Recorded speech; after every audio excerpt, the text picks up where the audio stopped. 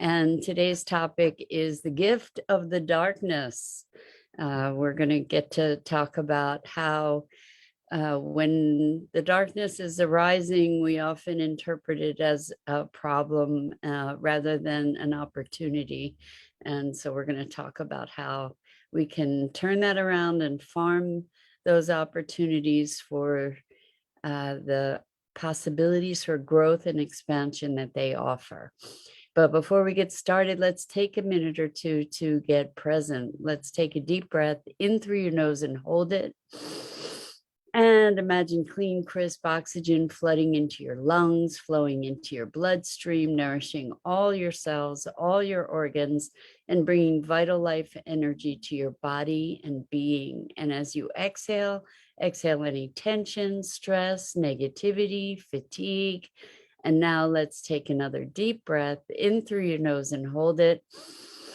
This time, imagine brilliant, bright light lighting you up from the inside out, illuminating, electrifying, and energizing all your electrons, all your molecules, all your cells, and creating this brilliant beam of light from your heart out into the world. And as you exhale, exhale any remaining tension, stress, negativity, fatigue.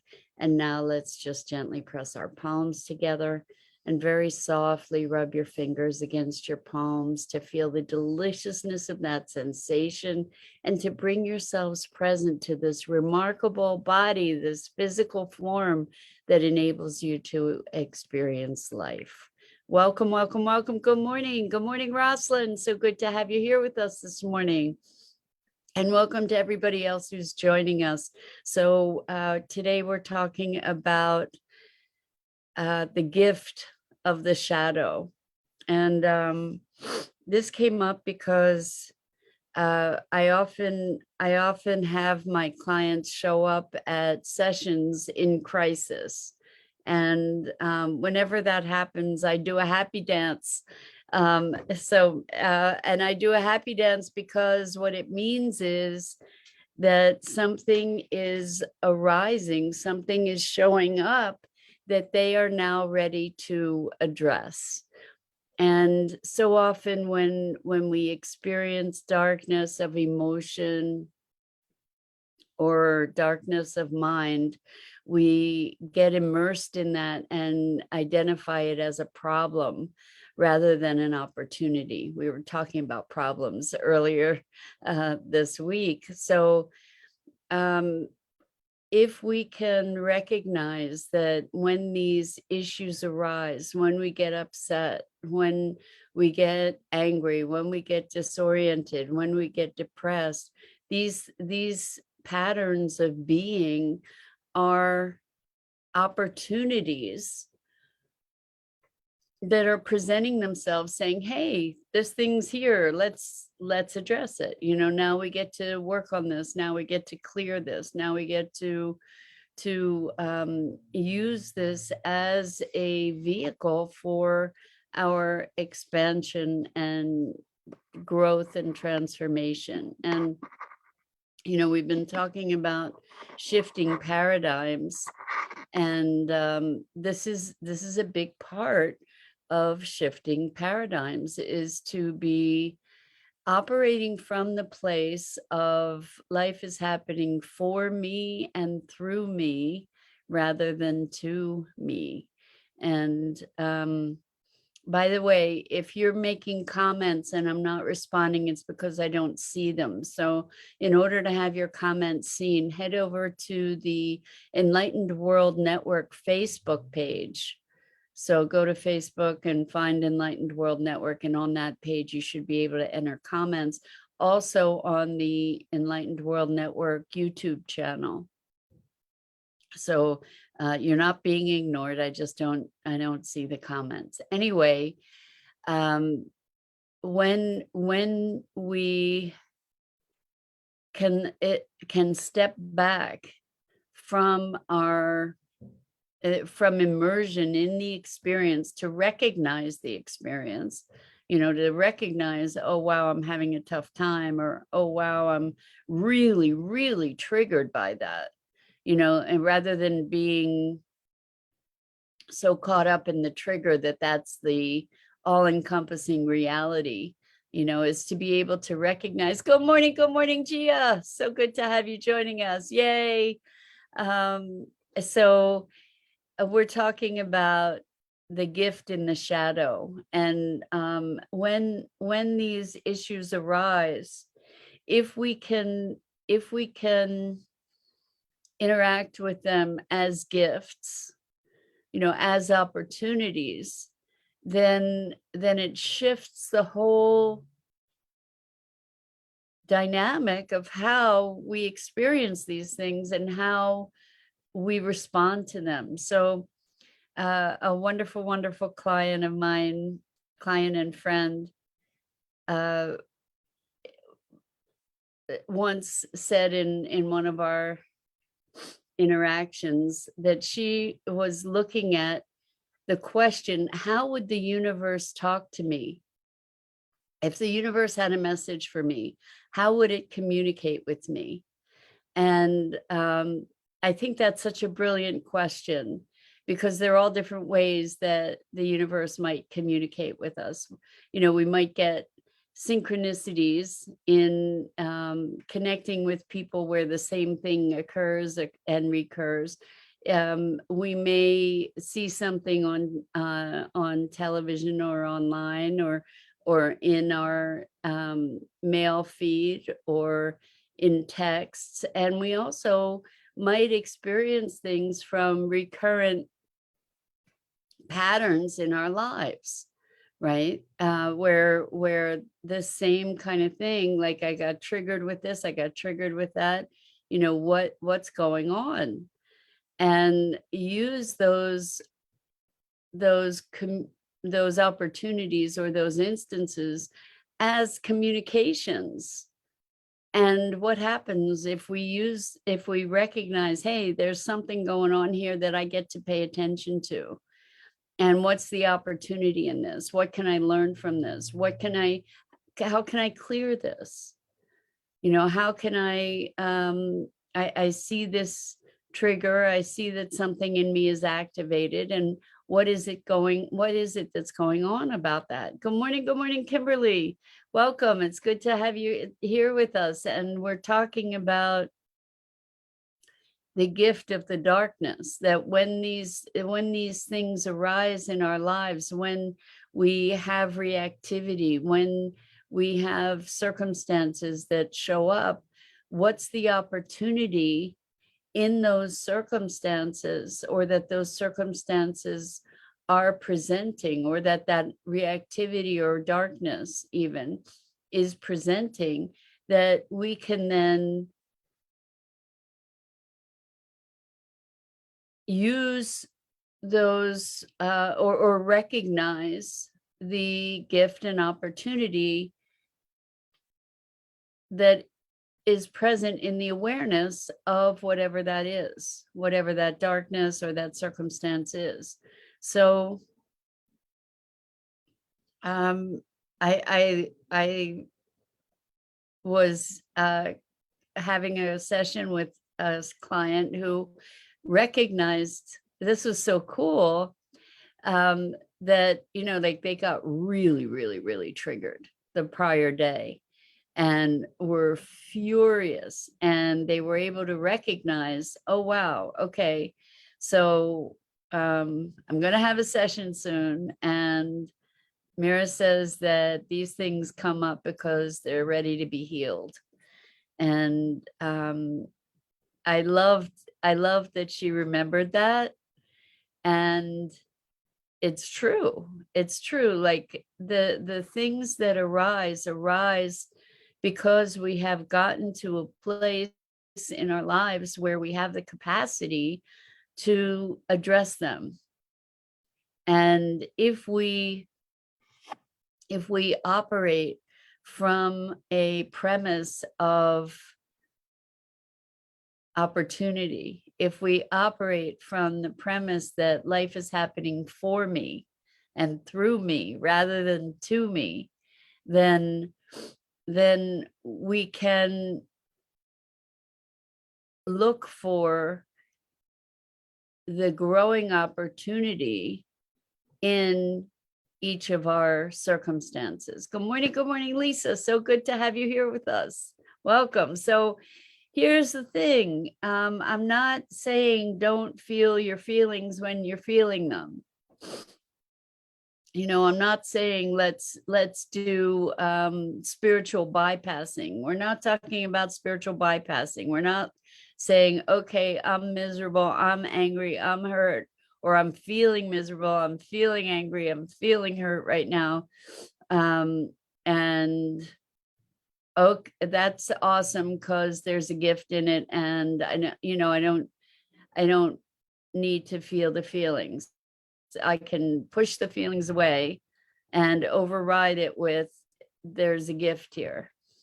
I think that there's some processing that needs to happen rather than denying the feelings, you know, to allow and experience and acknowledge the feelings and then move to the next place. You know, like we don't want to be stuffing these experiences. We don't want to be stuffing the feelings. We want to be allowing ourselves to move through, metabolize, experience what we're experiencing, and also recognize that there's an opportunity in that there's a communication that from the universe, from our higher selves, from whatever origins we choose to attribute to it, but that we have these communications that give us an opportunity to recognize areas for healing. And I think this is, you know, I see it over and over again. And like I said, when people show up in crisis to the sessions that we have, for the most part, I'm doing a happy dance because it means that we get to clear something more. And oftentimes in this process of growth, for a while anyway, the more we clear, the more arises, you know, because we're better able to contend with whatever is next. And so as we get stronger, what happens is that we get to see deeper and deeper elements of things that could benefit from our attentions. And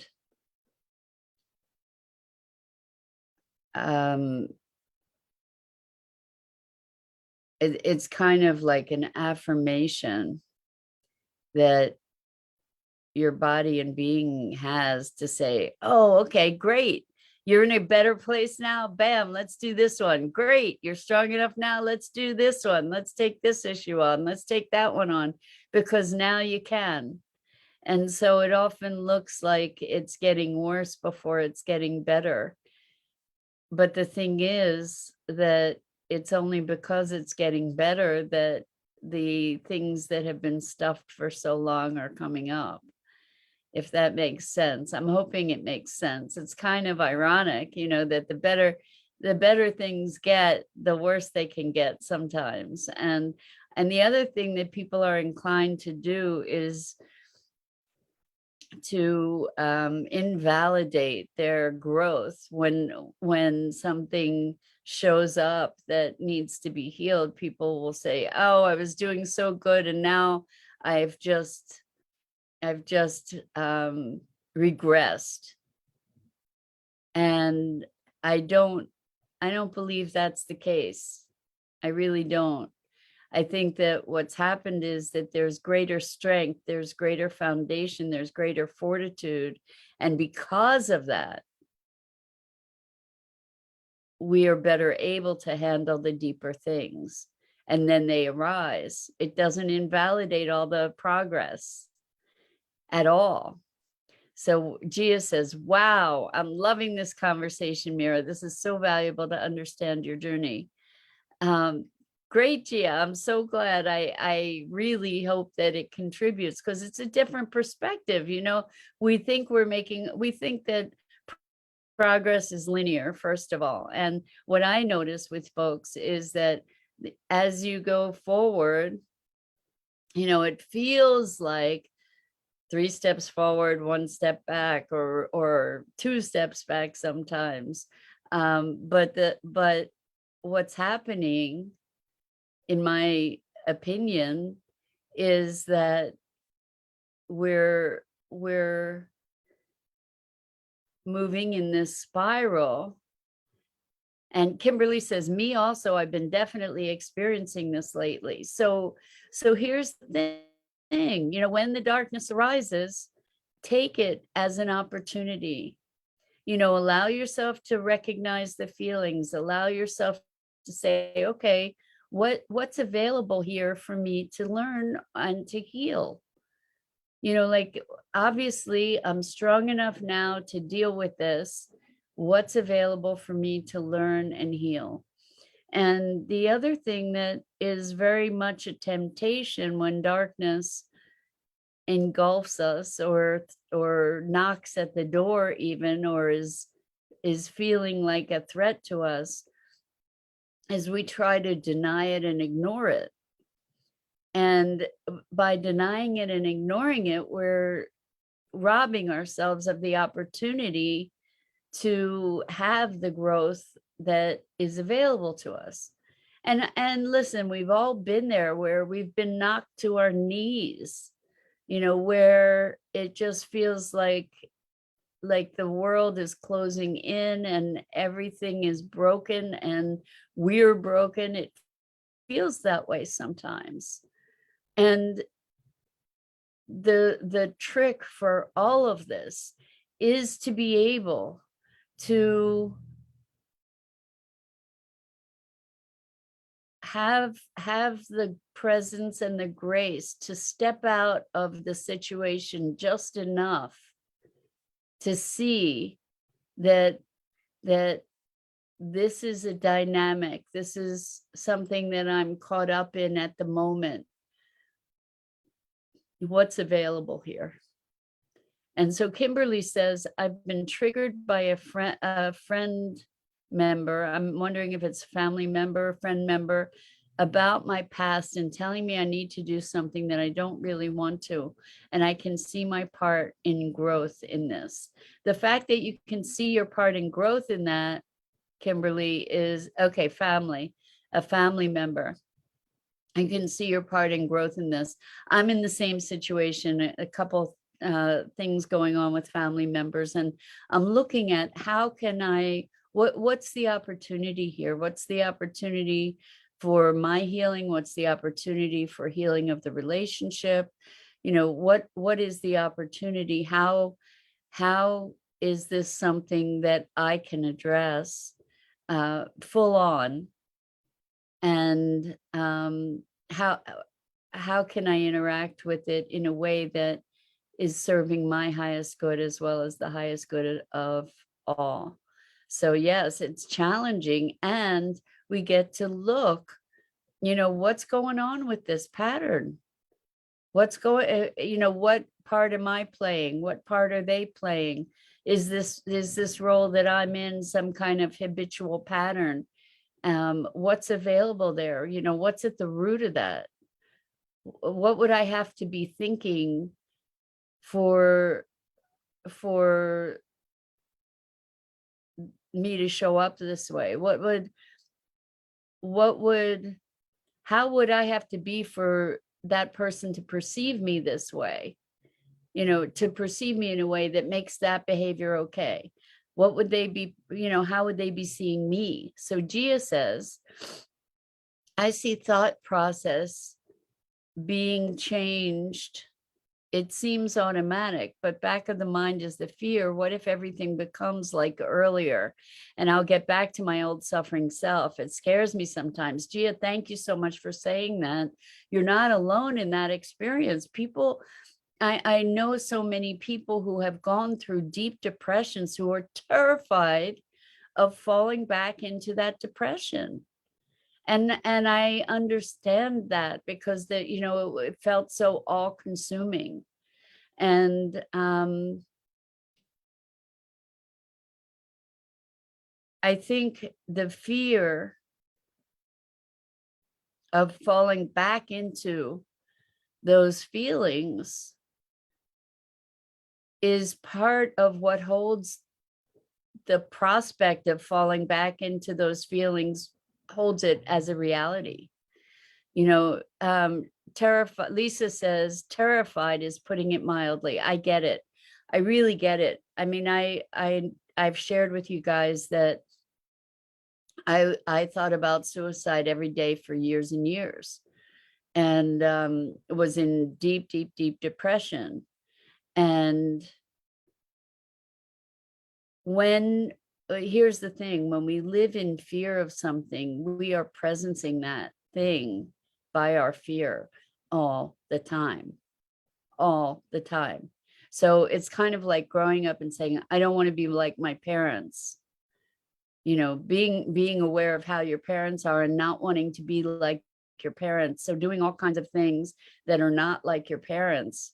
It's still being run by your parents, right? It's still being dictated by your parents.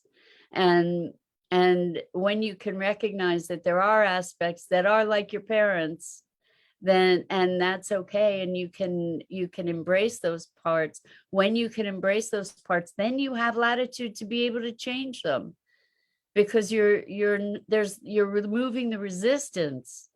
So Rosalind says, are the behaviors in question good or bad? Ask self, what experience did I have to say it's good or bad? I think that's a really, really excellent question, Rosalind, because what happens is our judgments create resistance in so many instances. Probably in every instance, judgment is resistance just by its nature. Good morning, Bernadette. So good to have you here with us. We're talking about the gift of the darkness. And Rosalind says, is judgment of labeling something good or bad based on lack, loss, or fear? I think as human beings, judgment helps us to sort through circumstance. Judgment helps us to navigate. When we judge things in the context of polarity, like good or bad, right or wrong, even, we are using a reductionist view that we were talking about earlier this week when we we're talking about the problem with problem solving, right? Is that it's very limited and bound by definition. And Bernadette says, I deal periodically with ancestral programming, LOL. We all do, Bernadette. And so one of the things that I recognize is that each of us now has an opportunity to heal those ancestral wounds, that as we heal ourselves, it moves back and forward in time. It really, truly does. So as we heal ourselves, we're healing generations, and we're healing patterns of generations. And Lisa says, now that I'm not working, I've been very conscious of falling back into bad habits and my depression. It starts out, then you're like, stop right there. So one of the opportunities, Lisa, for you is, as you're noticing that, as you're noticing these patterns asserting themselves, identify the pattern. Notice what happened to move you into that beginning of pattern. Good morning, Elaine. So good to have you here with us. Welcome. You know, notice what is the trigger, and allow yourself to see what opportunities you have in those moments of choice. When there's a trigger, notice that it's a choice point, that you have an opportunity that you may not have recognized to be able to choose. And to see these patterns not as good or bad, not as right or wrong, but as messages, as opportunities, as communications from self to self. And if you look more deeply, you can gain some insight that can serve to shift that patterned way of being. So Gia says, I see fear as a story of things that never did happen, but our mind interprets things in its own way till we become aware to understand its tricks and stories. All stories start to fall, I guess. What do you think, Mira? Well, thank you for asking, Gia. I think that fear is projecting, like we may be in a situation, we may have experienced situations that were fearful or difficult, and then we have fear that we project about experiencing those circumstances again. And so much of fear is just completely manufactured in a given moment, in response to some kind of circumstance. We can be fearful, but fear is often a negative projection or a result of, or results from a negative projection. So Kimberly says, absolutely. Thank you for sharing this understanding. It's key. Point on. You're marvelous. Thank you, Kimberly.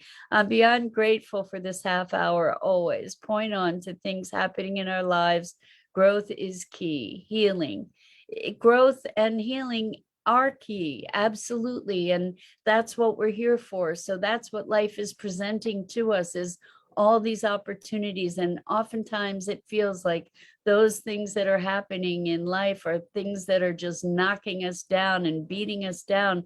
But if we can see them as, to see ourselves in those circumstances, we might be able to gain some insight into a different way of being that can shift the whole experience. And Lisa says, lack of purpose, 100%. So lack of purpose is a really, really deep, dark experience. I know for years that I just begged to find what I was here to do. And I was asking outside myself rather than looking at what would make my heart happy. And when I started looking at what lightens my heart, that is the beginning of a key to purpose. So Lisa and everybody else who's interested, please check out my website at yourcoreconnection.com. And there's a tab there that I think it's called the keys or the blueprint. And you can go to that tab. If you sign up for the email list, you can download the ebook that's called Your Inner Success Blueprint, 5 Keys to Discovering What You Were Born to Do. And it can help you to start identifying your purpose. And it's not like the purpose exists written on some tablets. It exists written in your heart. And I think you might find that really helpful. So please check it out. And, I'd love to have a dialogue with you about that. You can DM me on Facebook, but please check it out. Check it out. Because when we follow our joy, when we connect to our dreams, when we connect to the things that light us up, all of those things are keys to our purpose. So Rosalind says the tribe and societal pressures used to sit at the head of the dinner table for me. Now I can enjoy my meals with more peace. That voice still talks too much, but I'm not as triggered. That's awesome, Rosalind. Yeah. So I love the analogy. Yes. The metaphor that we can, that we are kind of at the dinner table, and maybe there's a head of the table that's dictating how we be.